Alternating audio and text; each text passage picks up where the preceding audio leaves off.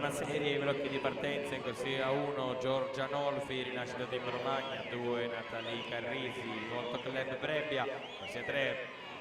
Barney Lee Duster, South African Team, corsia numero 4, Lorena Desiree Pizzo, Nottoli Nuoto 74, 5 Patricia Antonello, Antares Nuoto, corsia 6, Carlotta Nardo, Sporting Club Noale, alla 7 Alice Flamini,